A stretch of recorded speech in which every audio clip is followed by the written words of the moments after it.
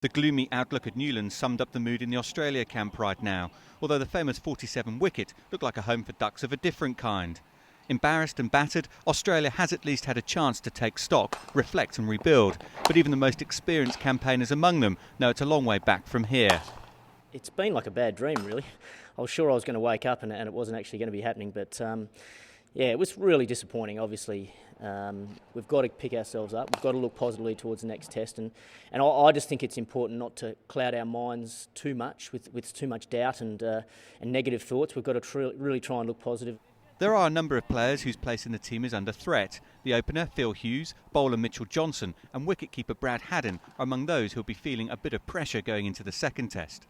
But Michael Hussey hopes that the selectors won't rush into making too many changes.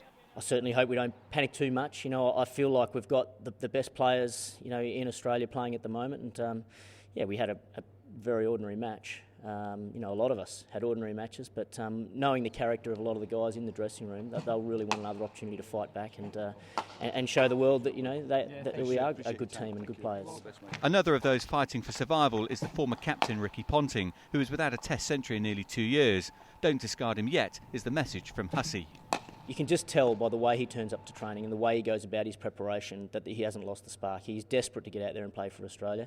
He's desperate to get out there and perform for Australia, and I'm sure once he gets that first score under his belt, then we'll see a real flood of runs from Ricky Ponting's bat. Well, Australia get the chance to move on from their Newlands nightmare when they travel to Johannesburg ahead of the second test. The question now is, can they fight back and level the series, or is there more pain in store? In Cape Town, Dan Williams, ESPN.